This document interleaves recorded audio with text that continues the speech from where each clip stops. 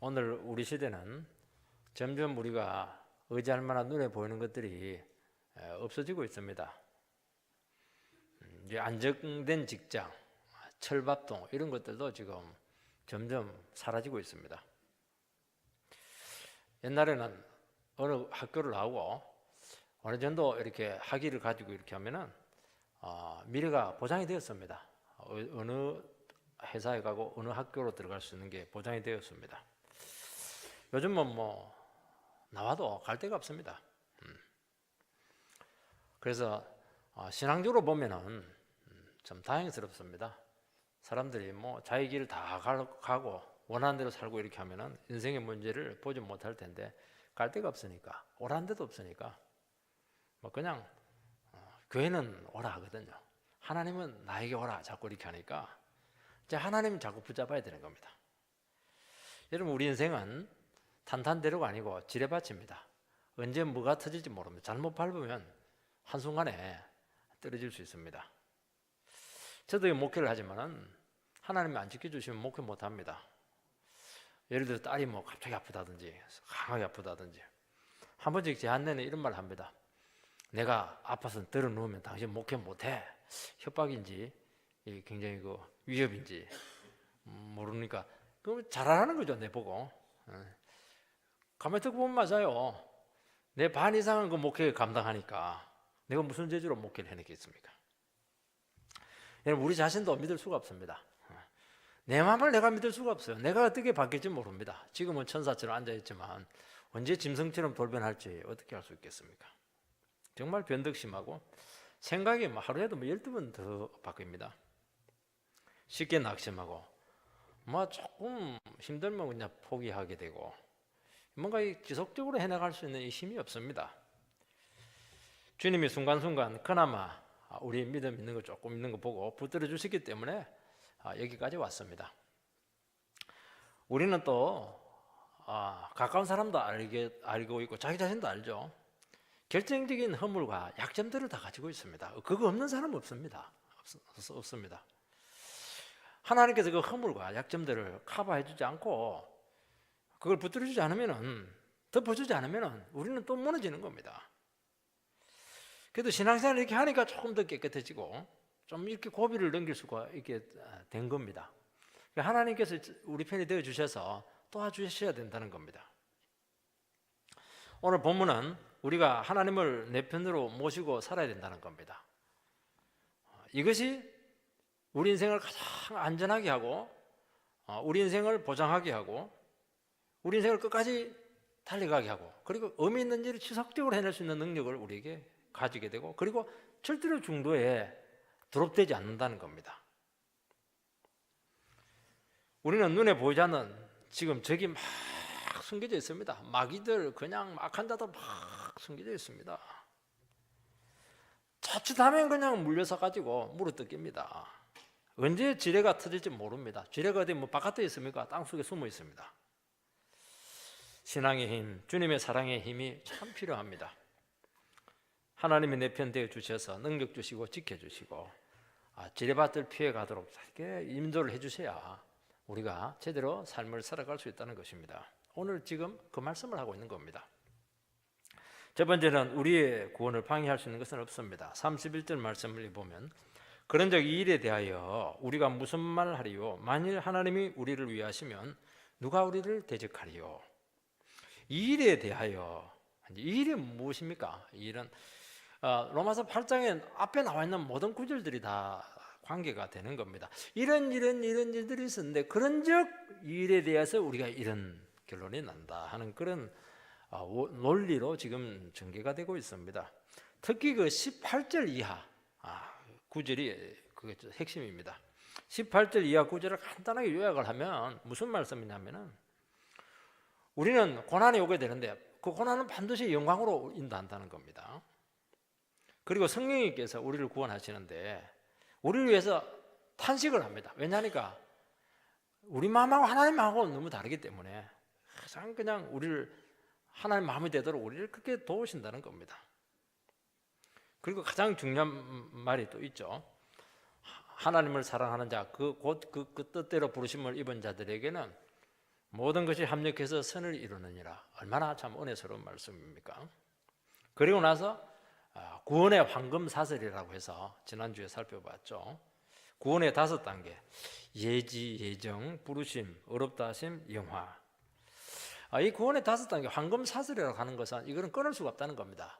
이것은 구원이 즉흥적이 아니고 하나님의 철저한 계획하심이 있고 우리의 상태에 따라서 구원이 왔다 갔다 하지 않는다는 것을 말씀하고 있는 것입니다. 이런 모든 것들을 우리가 알게 되었을 때 이런 사실에 의해서 그렇다면은 어떤 결론이 나오냐 하는 것이 그런지요, 여기서부터 나오는 것입니다. 우리의 구원이 이렇게 확실하고 분명하고 완벽하다고 하면은 어떻게 해야 되겠습니까? 걱정, 근심하면서 살면 안 되는 것이지 않습니까? 이제는 무서워할 것 없고 염려할 것 없다는 겁니다. 이렇게 완전하게 우리에 대해서 삶을 완벽하게 구별을 해놨는데 왜 염려하느냐? 왜 두려워하느냐? 그 얘기를 하고 있는 것입니다. 하나님이 우리를 이토록 일방적으로, 절대적으로, 무조건적으로, 영원히 사랑한다면 괴로울 게 뭐가 있냐는 겁니다.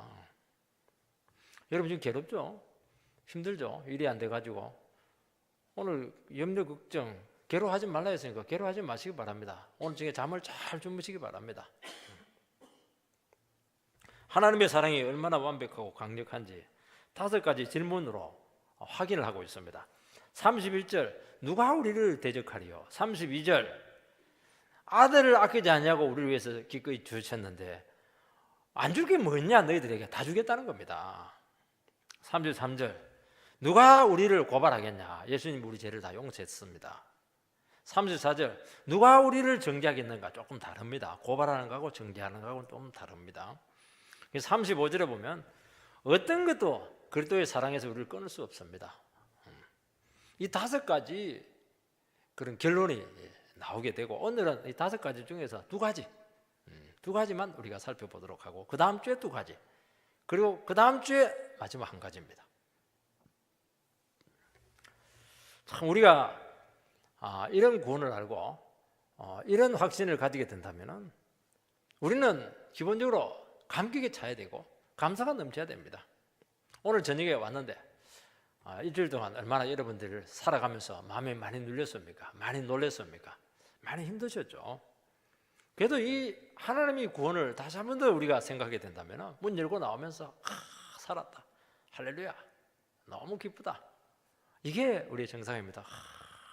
또 일주일 동안 어떻게 살아가야 되나 그만하지 말라고 지금 이 설교를 하고 있는 겁니다.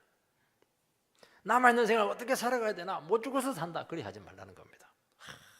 이렇게 완전하게 우리를 도우시고 구원의 길을 하나님께서 세워놨는데 얼마나 감격스러우냐. 내만 마음 잘 먹으면 정말 내처럼 복받고 내처럼 확실한 인생이 없다.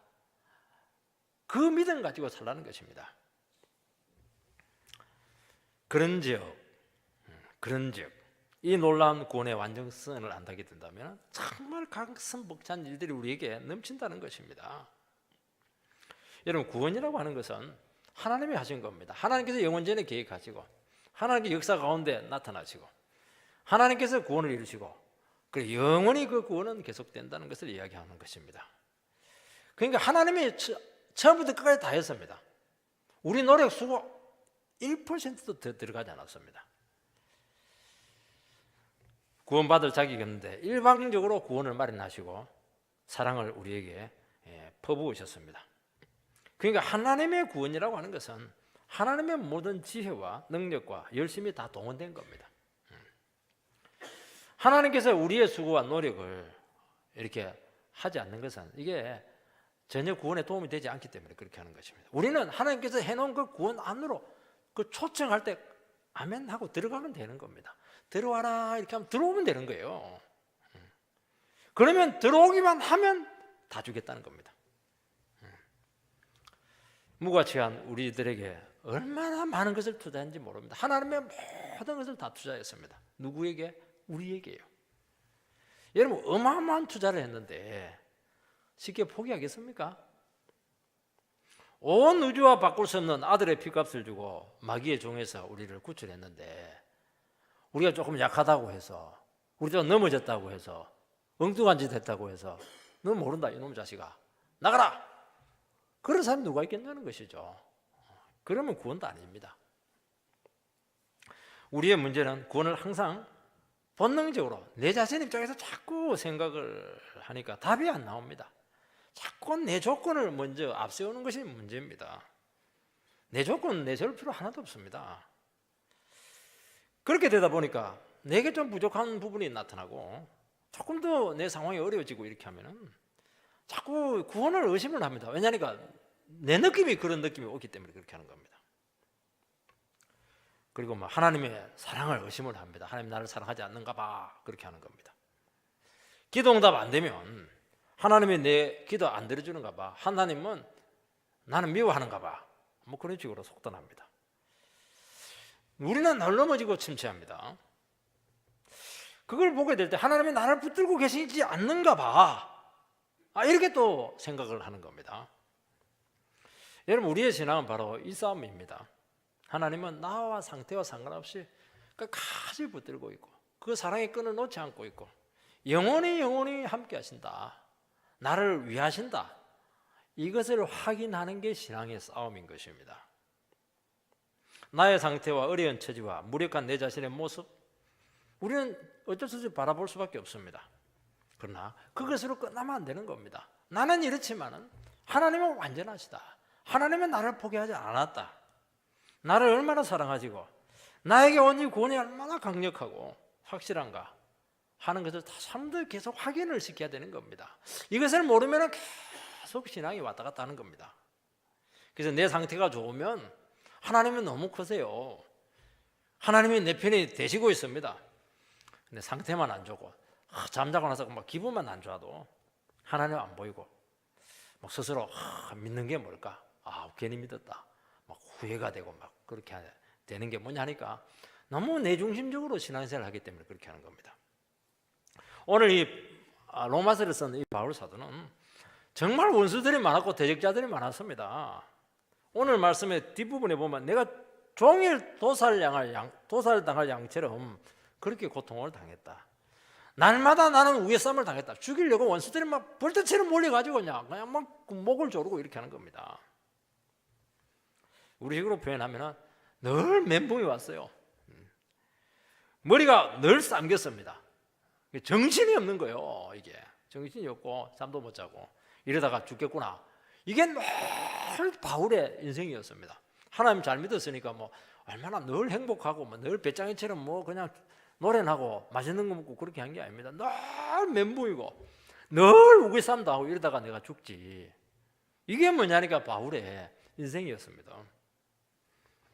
바울은 늘 사도권의 공격을 받았습니다. 왜냐하니까 예수님하고 같이 3년 동안 살지를 않았습니다. 그래서 당신은 정식 사도로 취급을 해주지 않겠다, 늘 그런 공격을 받게 되었고, 사도는 이게 아주 머리가 뛰어나가지고 글은 잘 쓰는데 이 말이 졸하다, 말을 잘 못한다는 겁니다. 그리고 바울을 통해 사역에 열매가 많이 나타나니까 시기가 질투가 너무 많은 겁니다. 여러분, 제가 지금 설교하고 있는데 당신 목사가 아니에요 이러면 설교를 하지 마, 제가 얼마나 스트레스를 받겠습니까? 여러분들이 저를 그래도 목사를 인정해 주니까 이렇게 담대하게 설교할 수 있는 겁니다. 바울은 네 목사 아니니까 내려오라는 거예요. 설교하고 있는데 그런 식으로 사람들이 막 소리를 치는 겁니다. 바울은 담대하게 다 이겼습니다. 그리고 늘 유대주의자들이 쫓아와가지고, 왜냐 이방인들에게 복음을 전하니까, 유대인들에게 복음을 안 전하니까 그냥 돌을 던지고 몇 분 죽다 살아나게 되고, 풍랑 때문에 죽다 살아나고, 감옥을 제 집 드나들듯이 그냥 왔다 갔다 했습니다. 그런데 이 모든 것들도 오늘 말씀 보면 바울을 이기지 못했습니다. 왜냐하니까 하나님께서 바울 편이 되어 주셨기 때문입니다.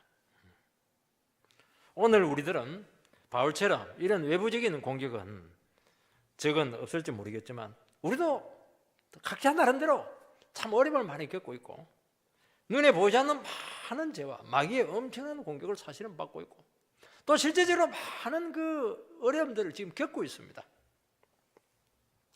그리고 우리가 세상에 가면 참 우리가 너무 초라하다는 것을 알게 됩니다. 세상에는 너무 가진 자도 많고 너무 잘난 사람도 많고 너무 똑똑한 사람도 많고 내가 어디게 비비고 들어갈 틈이 없습니다. 이게 자꾸 이렇게 초라해지는 겁니다. 교회에서는 하나님 너를 사랑한다, 또 형제님 참 귀합니다 이렇게 하지만 세상에서는 어떻게 그렇게 합니까? 그대로 깎아내리는 겁니다. 자꾸 신앙생활을 하지만 자신이 없고 자꾸 초라해지는 겁니다. 이 세상은 돈으로 움직이고 권력으로 움직이고 인맥으로 움직이는 겁니다. 이게 세상의 원리입니다.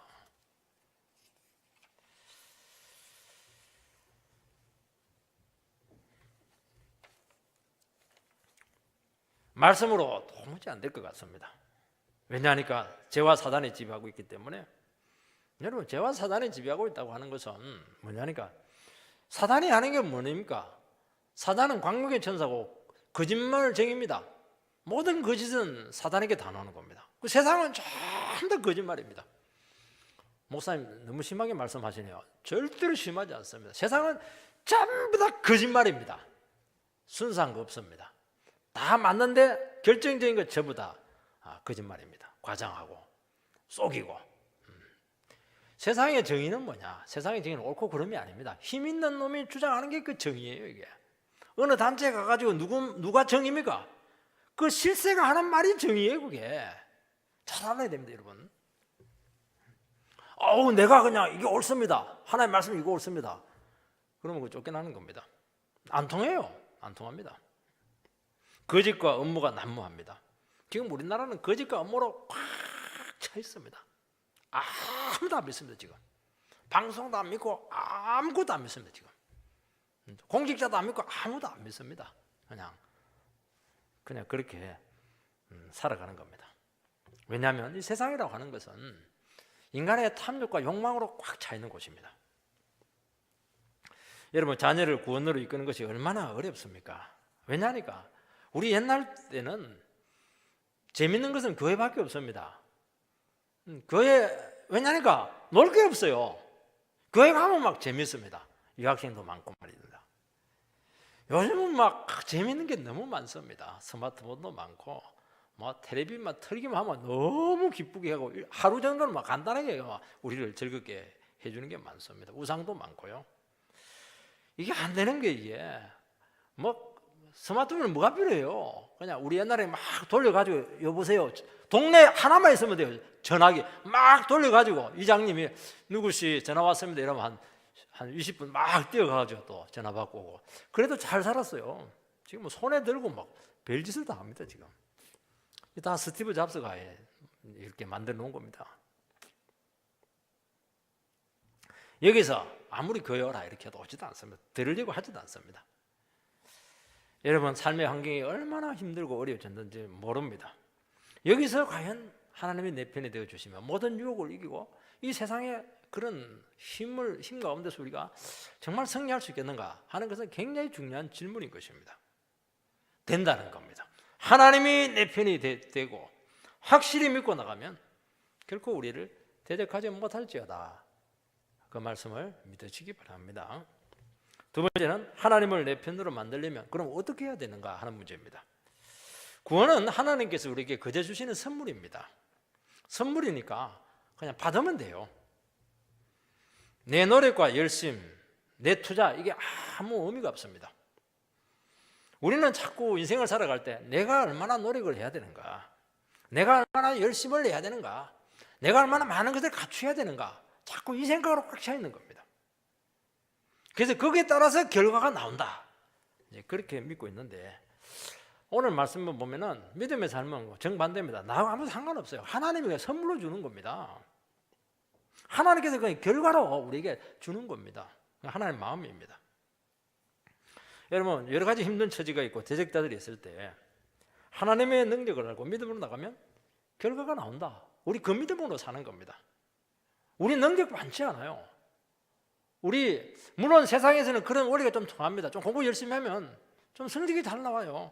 근데 그게 우리에게 결정적이지 않다는 겁니다. 인생에서 좋은 것들은 전부 다 하나님께서 주신다는 겁니다. 나의 인생을 잘 찍고 나를 구원케 하고 정말 내 인생의 결정적인 변수들은 전부 다 하나님이 다 준다는 겁니다. 우리가 노력해가지고 투자해가지고 얻은 것은 중요한 게 아니라는 겁니다. 돈 주고 얻고 내가 노력하고 열심을 해가지고 얻는 것은 이 세상에서는 조금 도움이 될지는 모르지만 정말 내 인생의 본질적인 부분에서 결정적인 변수는 되지가 못하는 겁니다.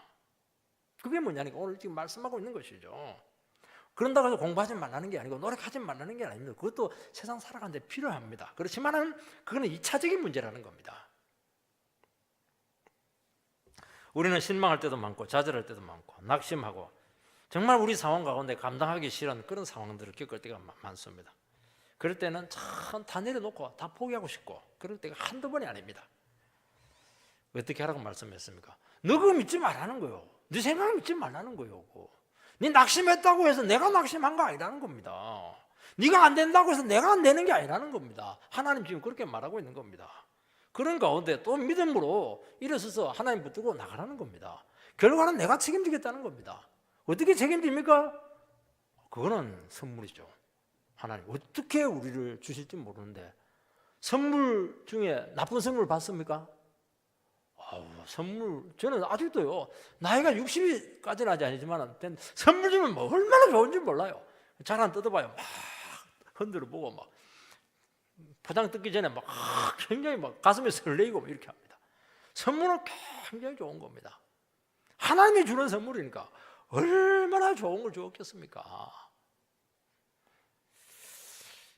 돈을 줘야 우리는 참 이게 실감이 오는데 그냥 선물 준다 이러니까 그냥 덩그러니 잡는 것처럼 자꾸 그렇게 생각을 해서 정말 좀 느낌이 오시기 바랍니다. 하나님은 어떤 처지에서도 내 편이 되시고 나의 구원을 방해할 수 있는 것은 없습니다. 이게 위대한 것이죠. 우리의 신앙은 결국 이 싸움입니다. 결국 우리를 상대하는 대적자들이 있을 때 어떻게 하나님을 내 편으로 끌어들일까? 이 문제입니다. 내 편으로 끌어들이기만 하면 게임 끝나는 겁니다. 어떻게 내가 이 상황 가운데서 나를 힘들게 하고 나를 좌절하게 하고 넘어지게 하는 그 상황 가운데서 어떻게 믿음으로 반응을 할까? 이게 우리 인생의 승패입니다. 내가 얼마나 사람 만나가지고 도움을 받아 그게 아니에요. 자꾸 이 착각을 하는 겁니다. 만일 하나님이 우리를 위하시면 이게 똑같은 말입니다. 하나님을 내 편으로 끌어들이라는 겁니다. 나를 위하도록 해라는 겁니다. 이런 하나님을 내 편으로 끌어들이는 방법은 한 가지 방법밖에 없습니다. 돈으로도 안 되고 힘으로도 안 되고 아무것도 안 됩니다. 믿음으로 됩니다. 나는 못하지만 하나님은 됩니다. 그게 믿음 아닙니까? 그것을 우리식으로 표현하면 하나님 말씀만 의지하는 겁니다. 내 생각 안 믿고 하나님 말씀 믿고 나를 버리고 그 말씀에 순종해 살겠습니다. 이게 하나님을 내 편으로 끌어들이는 겁니다. 여러분 말씀을 붙들고 믿음을 사용한다는 것은 어떤 문제가 생길 때 그 문제를 내 입장에서 보는 것이 아니고 세상적인 시각에서 보는 것이 아니고 하나님의 시각에서 영적인 시각을 가지고 그 문제를 분석하고 파악하고 바라보고 결정을 내리는 것입니다. 말씀의 시각으로 하나님의 시각으로 모든 문제를 다 정립해낼 수 있는 이게 영적인 싸움이에요. 여기서 우리 인생의 문제는 결판이 나는 겁니다. 여러분 다윗이 골리앗하고 이제 싸웠습니다. 상대가 안 되죠. 골리앗은 키가 2m 70입니다. 완벽한 무장을 했습니다. 그리고 이 사람은 어릴 때부터 전문 싸움꾼입니다. 요즘으로 말하면 터미네이터입니다. 어느 누구도 이기지 못해요. 전 이스라엘에 다 붙어도 그 사람 못 이깁니다. 다윗이 도시락 형님들한테 도시락 갖다 주러 갔다가 무장이 뭐 있습니까? 그냥 타잔 팬티 입고 그냥 물매돌 5개 가지고 어떻게 합니까? 뭐 무기로 싸웠습니까? 경험으로 싸웠습니까? 신체적으로 되겠습니까? 상대가 안 됩니다. 다윗은 이 상황을 하나님의 시각으로 끌어올렸습니다. 너는 지금 하나님의 군대를 모욕하고 있다. 지금 너는 지금 하나님을 대적하고 있다. 너는 칼과 단창으로 나오지만 나는 만군의 여호와 이름으로 나가노라. 그리고 하나 딱 던졌습니다. 성령의 힘이 딱 들어가요. 얼마나 초스피드로 갔든지 그 완벽한 무장을 했는데 이마가 딱 생겼어요. 딱 이렇게 하는데 딱 내리는데 이마가 나오는 거예요. 이렇게 딱 박혀가지고 그냥 성령의 능력으로 바뀌니까 박혀가지고 튕기지가 않아 들어가 버렸어요. 그 인간의 힘입니까? 아니죠. 주님의 능력입니다. 그게 그 완벽한데 어떻게 이걸 맞춥니까? 총알도 아닌데. 이게 비결이었습니다. 그러니까 다윗은 싸우는 법을 알았습니다. 자기가 안 싸우는 거예요. 하나님이 싸우도록 하는 겁니다.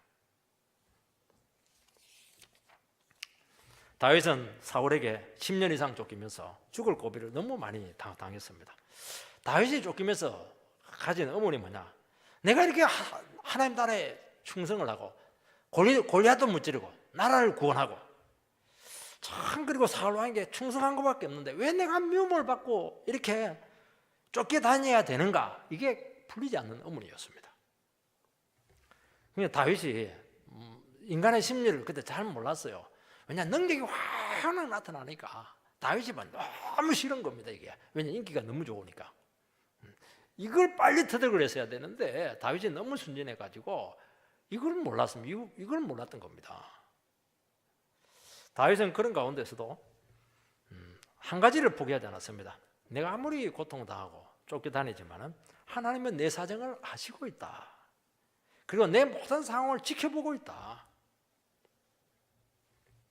그리고 내가 어떤 처지에 있든지 하나님께서 나를 버리지 않고 나를 붙드신다. 내가 죄만 짓지 않으면, 내가 그만하지만 않으면 영원히 하나님은 나와 함께 하신다. 이걸 포기하지 않았습니다. 13년을 쫓겼는데 병 안 걸리고 안 다치고 딱 끝나고 나니까 왕으로 딱 이 사람이 하나님께서 올려놨습니다. 이거죠, 이거. 하나님 내 편이세요. 하나님 다윗 편이었습니다. 다윗에게만 하나님 편이 될 수 있겠습니까? 아닙니다. 여러분의 편이 된다는 것입니다. 다윗은 뭘 잘했냐니까 어떤 문제가 터질 때마다 어려움이 터질 때마다 그 어려움에 빠지지 않고 그 어려움을 가지고 어떻게 믿음으로 반응할까? 내 어려움을 어떻게 말씀을 가지고 자꾸 이렇게 해석을 하고 적용을 할까? 그리고 상황을 자꾸 하나님의 시각으로 자꾸 이렇게 바꾸어 놨습니다. 이 사람이 보는 눈에 따라서요 완전히 문제 해결점이 달라지게 되는 겁니다. 그게 어떤 시각으로 보느냐 이게 믿음이죠. 그 시각으로 보면 그대로 되는 겁니다. 하나님께서 역사를 하기 때문에 그대로 되는 겁니다. 어려울 때 나는 안 돼. 그게 믿음입니다. 그게 무슨 신앙이냐 하니까 안됨 신학입니다. 그러면 안 되는 거예요. 아무리 힘들어도 나는 하나님 의지하고 돼! 이러면 그거 무슨 신학이라고 했죠? 신앙이었죠? 되는 신앙입니다. 되는 신학. 신학이 그렇게 중요한 겁니다. 그래서 어려울 때 말을 잘해야 됩니다. 나는 안 돼. 그럼 안 되는 거예요. 나는 돼. 되는 겁니다. 말을 잘하시기 바랍니다. 아들이 또 반역을 했습니다. 아들이 반역했으니까 얼마나 기가 막힌 일입니까? 그게 왕궁에서 완전히 쫓겨나가지고 피난을 가고 있는데 그때도 참 고개를 들 수가 없죠. 아들에게 쫓겨난 아버지 정말 비참하지 않습니까? 그래도 다윗은 딱 정신을 차려가지고 또 하나님을 붙들었습니다. 다윗은 어려울 때 하나님을 잘 붙들어요. 막 편안하고 이럴 때는 막 제도 짓고 뭐 바세바도 관함하고 이렇게 하는데 어려움이 딱 생기니까 정신을 바짝 차려가지고 영성이 확 살아납니다. 우리는 한 단계 더 나가야 됩니다. 좋을 때도 막 영성이 확 살아나야 되는 겁니다. 어떻게 침착할 수가 있겠습니까? 그 순간에도 하나님을 붙들었습니다. 다윗을 저주하는 그 시므이가 막 따라가면서 욕을 합니다. 막 대부분 놈 죽일 놈 온갖 저주를 다 합니다. 신하들이 있다가 저놈 죽이자고 이렇게 하니까 다윗은 죽이지 마라. 하나님께서 저를 보내가지고 나를 지금 피떡을 만든다. 나를 지금 막 그냥 낮추신다. 거기서 하나님을 딱 끌어들이는 겁니다. 그게 사람에게 복수하지 않아요. 복수하지 않습니다. 여기서 게임이 끝나는 겁니다. 여기서 이긴 겁니다. 여기서. 그래 아주 힘들어 죽겠는데 욕까지 하니까 그는 뭐냐 손 보는 게 당연하죠. 손 안 봅니다. 하나님께서 저 사람을 보내가지고 내가 얼마나 교만했는가 하는 것을 그렇게 그냥 뼈에 사무치도록 만들어 놨다. 그렇게 받아들이니까 이해가 되는 거예요. 이해가. 여러분 십자가를 또 붙들어야 됩니다. 십자가는 우리 죄 때문에 주님이 대신 죽으신 것입니다. 예수님이 십자가에 달리신 이유는 우리에게 1%의 가능성만 있어도 예수님 절대로 안 죽습니다. 주님이 나를 위해서 죽으셨다는 것은 우리는 가망성이 없다는 것이고 완전 부패했고 완전 무능한 존재라는 것이 판정이 났기 때문입니다. 여러분, 우리 인생의 승리는 십자가의 은혜로 돌아오는 겁니다. 제일 강력합니다. 이게 제일 강력한 겁니다. 여러분, 대적자가 있고 우리를 힘들게 하고 감당할 수 없는 수많은 문제들이 우리에게 엄습해 오게 될 때 그걸 가지고 상황에 빠지면 안 되고 어떻게 하든지 말씀을 붙든지 기도를 하든지 이렇게 가지고 거기서도 멈춰서면 안 돼요. 더 가야 됩니다. 십자가로 연결을 해내야 되는 겁니다. 십자가로. 십자가 앞에 가면은 문제가 풀리기 시작합니다. 네가 얼마나 그동안 교만했냐, 네가 얼마나 죄 많이 지었냐, 그게 막 다 드러납니다. 그리고 내가 얼마나 무능한 존재인데 그것도 모르고 네가 그렇게 그동안 까불었구나, 다 드러나는 게 이게. 내가 얼마나 대책 없는 인간인가 하는 것을 철저하게 깨닫게 되면서 다시 한 번 더 자기 자신을 십자가에 못 박아버리는 겁니다. 이거죠, 이거.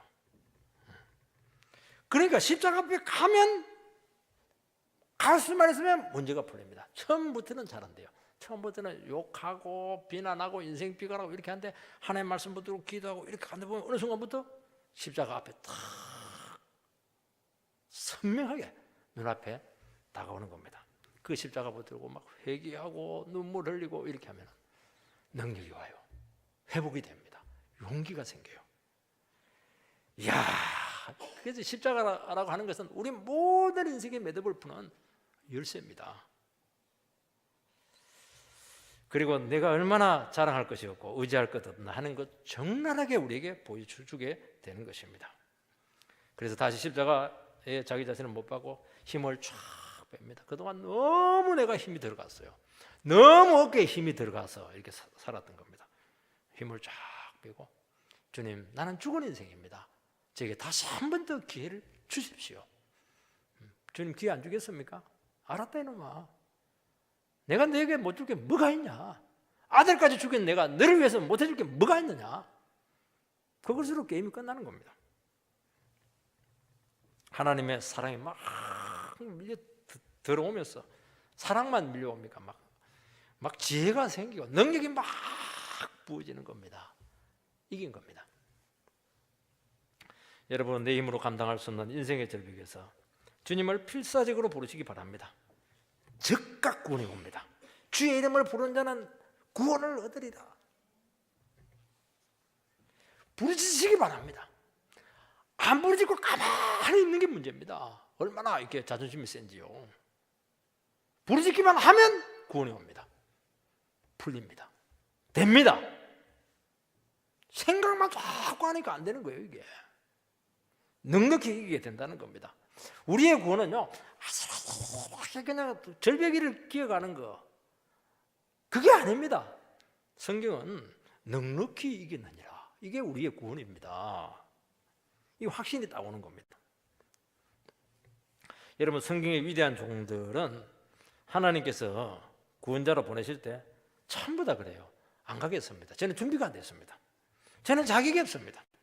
온갖 핑계를 대면서 안 가려고 그렇게 합니다. 저는 말도 못해요. 저는 공부한 것도 별로 없어요. 그걸 간이 작습니다. 저는 사람들을 무서워해요. 전임자는 너무 잘했기 때문에 그 전임자 뒤에 가면 나는 뭐 기도 못 펴니다. 아는 것 아무것도 없습니다. 막 온갖 핑계를 다 대면서 부르심에 응답을 하지 않습니다. 우리 같으면 어떻게 합니까? 알았다 이놈아, 때려쳐버라. 그렇게 할 텐데 그렇게 하지 않습니다. 내가 네 편 아니냐? 왜 너 힘으로 하려고 하느냐? 그렇게 설득을 하고 설득을 합니다. 그래서 조금 마음이 움직여가지고 힘들지만 갑니다. 그게 뭐냐니까 부르심입니다. 왜 너는 너 능력으로 그렇게 할 생각을 했느냐는 겁니다. 나를 의지해야 되는데, 내가 너 편이 되어주는데, 내가 너를 불러서 보냈다고 하는 것은 네가 그곳에 있을 때 모든 것을 책임을 져주겠다 하는 것이 포함되어 있는데 왜 너는 네 자신만 바라보면서 자꾸 이렇게 오리발 내밀고 있느냐는 겁니다. 끝까지 함께 하시고 두려워하지 말고 담대하라, 그렇게 말씀하시는 것입니다. 말씀을 의지하고 좌로나 우로나 치우치지 마라. 그러면 형통하게 될 것이라는 겁니다. 우리는 형통하다 이렇게 할 때요, 일이 그냥 가만히 있는데만 술술술술 풀리는 그런 것이 아닙니다. 이 세상에 그런 게 어디 있습니까? 죽을 고생을 합니다. 자기를 십자가 앞에 수십 번 못 박습니다. 그래서 딱 주님만 의지하는 자리로 딱 나갑니다.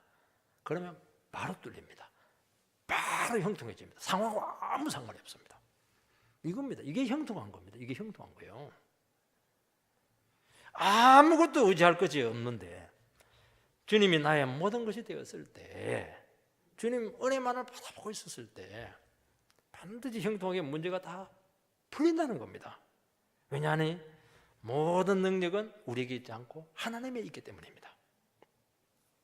세 번째는 하나님의 무한한 사랑의 능력을 우리는 알아야 됩니다. 제일 핵심은 사랑의 능력이에요. 사랑의 능력. 32절 말씀을 읽어보면 자기 아들을 아끼지 아니하시고 우리 모든 사람을 위하여 내주시니가 어찌 그 아들과 함께 모든 것을 우리에게 주시지 아니하시겠느냐. 우리에 대한 하나님의 사랑은 무한합니다.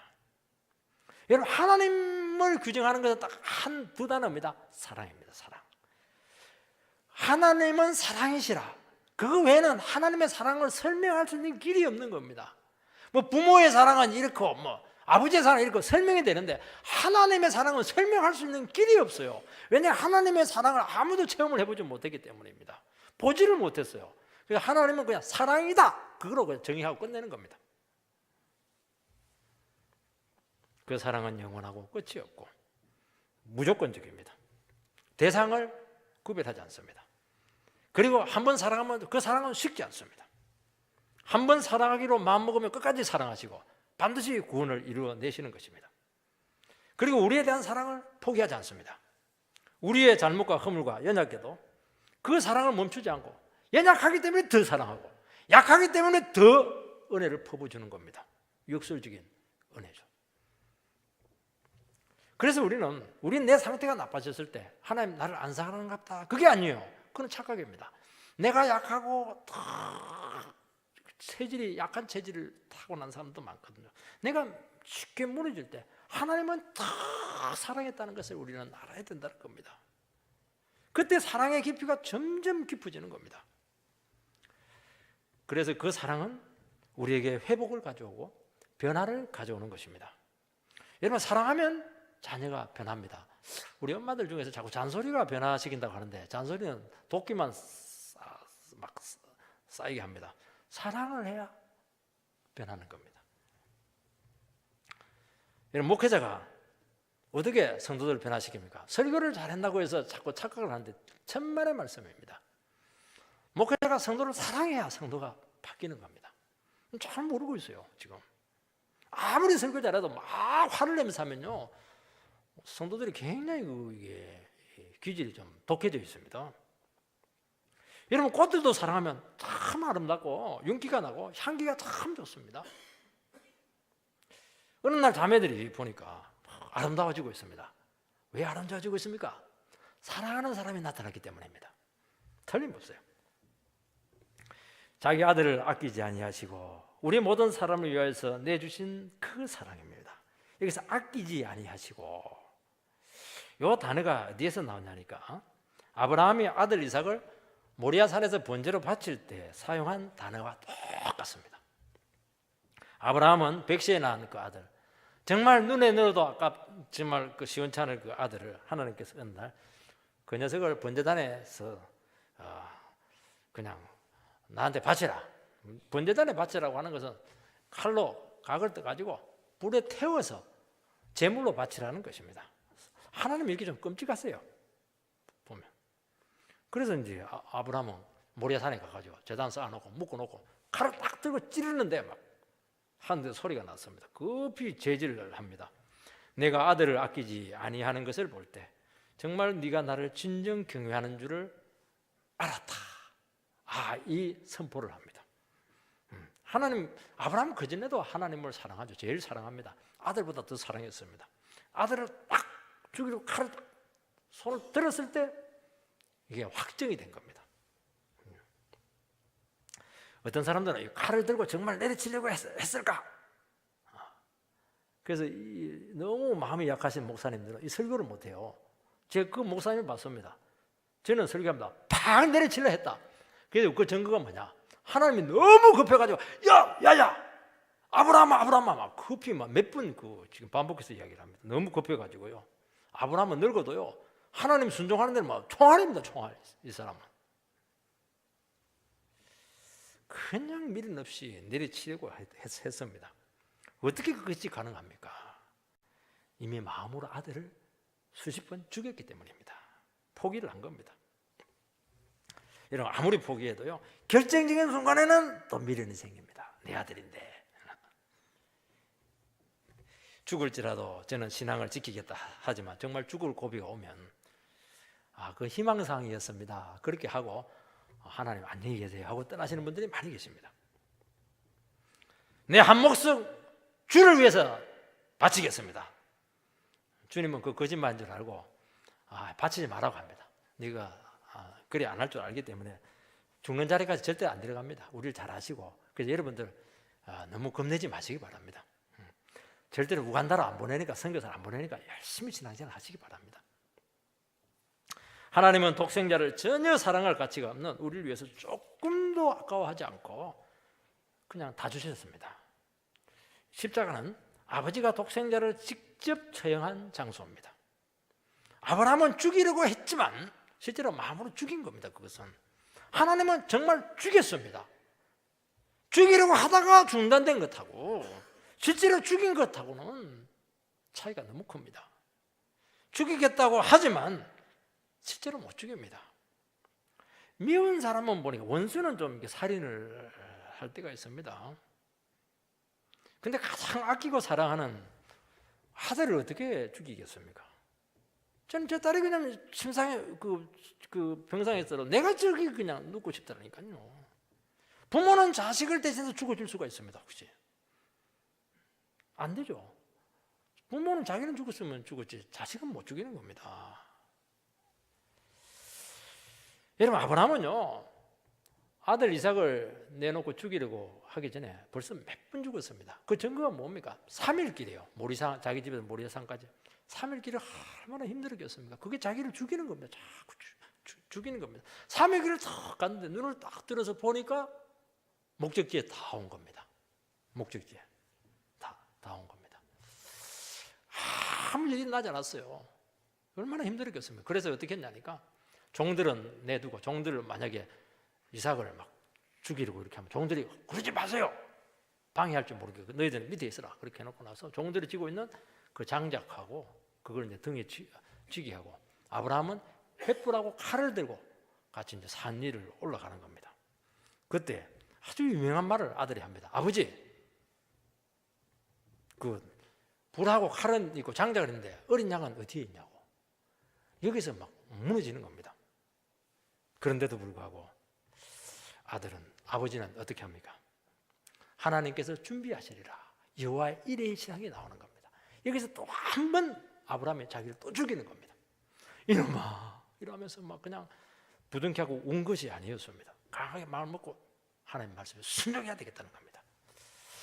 여러분 하나님이 아들을 주셨다는 것은 모든 것을 다 주신 것입니다. 아들이 당한 고통의 몇십 배를 아버지께서 이미 다 당하신 것입니다. 하나님은 모든 것을 다 포기했습니다. 권위도 포기하고 위신도 포기하고 자존심도 다 버린 것입니다.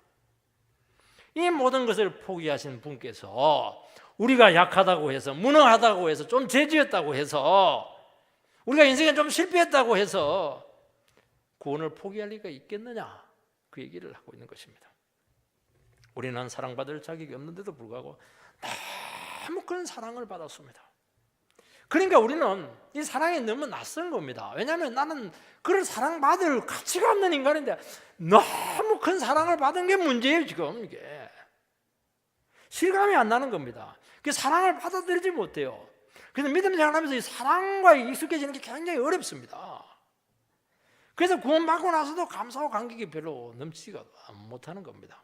왜냐하면 이 사랑은 인간 세계에서 있는 사랑이 아니거든요. 아무도 이 사랑을 받아보지 못했기 때문입니다. 그래서 너무 사랑을 있는 그대로 받으면 심장 쇼크 일어난다는 것을 알기 때문에 하나님께서 수위를 좀 이렇게 조절을 합니다. 너무 기쁘면 충격받거든요. 그래서 신앙생활을 하면 할수록 어떻게 되냐? 하나님의 사랑으로 점점 우리를 끌고 갑니다. 그래서 모든 사랑을 다 우리로 하여금 체험하도록 그렇게 한다는 것입니다. 그래서 여러분들 어렵고 힘들 때 하나님께서 나를 더 깊은 사랑의 세계로 끌고 가려고 하는구나. 사랑이 막 폭포수처럼 우리를 덮치는 겁니다. 아무리 해도 하나님이 사랑하면 이겨내는 것이거든요. 편하고 좋을 때는 오히려 뭐 그냥 감사가 별로 없는데요. 입원하고 어려움 생기면요, 하나님이 얼마나 그 사람에게 사랑을 많이 주었던지 막 그냥 간정이 많고 감격이 넘치는 겁니다. 하나님은 모든 것을 아들과 함께 우리에게 주신다고 했습니다. 모든 것이 하늘에 있는 것, 땅에 있는 것 다 줍니다. 무엇을 아끼겠는가 하는 겁니다. 우리는 하나님을 자기처럼 생각합니다. 내가 좋으면 하나님도 좋고, 내가 받은 작은 사랑을 전부로 여깁니다. 그러니까 하나님 사랑으로 쑥 못 들어가는 겁니다. 주님께 모든 것을 드리고 맡기지 못합니다. 여러분, 우리가 하나님을 알면 얼마나 알겠습니까? 작은 부분도 알까 말까 하는 겁니다. 모릅니다. 거의 모릅니다. 우리 믿음 생활했지만 뭐 말씀을 알면 여러분들이 얼마나 압니까? 이성으로 내 생각으로 경험한 거 몇 개 가지고 우리 믿음 생활 그 전부인 줄 알고 그냥 그거 살아가는 거 아닙니까? 그러니까 풍성하지가 못한 겁니다. 그래서 성령이 필요한 겁니다. 우리는 부족한 사랑, 삐뚤어진 사랑, 인간적인 사랑, 독이 든 사랑, 이거 정말 정상적이지 못한 사랑을 너무 많이 받아가지고 인격이 삐뚤어져 있고 성격이 모나 있고 인생이 그냥 어긋나 있고 그냥 엉뚱한 길에 가서 방황하고 있고, 정말 이것은 왜 그러냐니까 잘못된 사랑을 받았기 때문에 이런 현상이 오는 것입니다. 하나님은 이 모든 사랑을 다 듣고도 남는 정상적인 사랑을 우리에게 주신다는 것입니다. 여기서 우리가 반응을 해야 될 줄 믿습니다. 하나님이 사랑한다고 안아주면 어떻게 합니까? 우리는 그런 사랑을 못 받아봐가지고 하나님 사랑해 안아주면 막 죽으려고 그래요. 이거 나를 하나님이 막 목줄라 죽이려고 하는구나 이러면서 막 사랑 안 돼 이러면서 막 팔을 뜯어가지고 도망칩니다. 이거요. 그러니까 사랑을 막 해주지 못해요. 어떤 애들은 막 안아주면 죽으려고 해요. 그냥 막 얼굴 붉히면서 나라고 그렇게 하는 겁니다. 이 반응이 자연스럽지가 못하고 거의 오래 다녀도 잘 변하지가 못하는 겁니다. 저는 믿음 생활하고 나서 늘 솔직히 얘기해서 뭐 유행가도 잘 부르기도 했고 뽕짝도 잘 부르기도 했고 뭐 그렇게 했는데, 아니 찬송가를 부르고 가니까 이게 닭살이 돋는 겁니다. 그 조용하게 한 세 사람이 앉아가지고 침착하게 부르는 거 이거 막 저는 그냥 한정막에 들어가지고 숨이 꽉 막힌 줄 알았습니다. 목사 되고 한참 후에 이제 그게 자연스러워졌습니다. 하나님 사랑을 자꾸 받으니까 자연스러워졌어요. 술 안 먹어도 진지하게 오래 이야기할 수 있게 되었던 겁니다. 사랑은 우리를 이렇게 정상적으로 만드는 겁니다. 너무 좋죠. 하나님께서 우리에게 하는 게 뭐냐니까 사랑을 자꾸 퍼부어줍니다. 사랑한다, 사랑한다, 또 사랑한다, 억수로 사랑한다, 죽도록 사랑한다, 미치도록 사랑한다. 그러면요, 하나님 사랑하네요 한마디 딱 합니다. 그렇게라도 가르쳐 주는 겁니다. 골백번 사랑하는 겁니다. 여러분, 기독교의 모든 가치는 십자가 사랑 안에 담기지 않는 것은 전부 다 가짜입니다. 늘 얘기했잖아요. 설교도요, 십자가 사랑에 담기지 않는 것은 전부 다 그거는 말로 하는 것이고 아무 변화 없습니다. 봉사 아무리 일 잘해도 소용없어요. 막 소리 지르고 하면 그거 도리어 이것 갑니다. 사랑으로 봉사를 하는 겁니다. 그래서 우리가 사랑의 화신이 되어야 된다는 것입니다. 하나님은 우리에게 안 주는 것 없습니다. 너무 많은 걸 주었습니다. 좋은 부모, 지혜, 건강도 하나님 줘야 됩니다.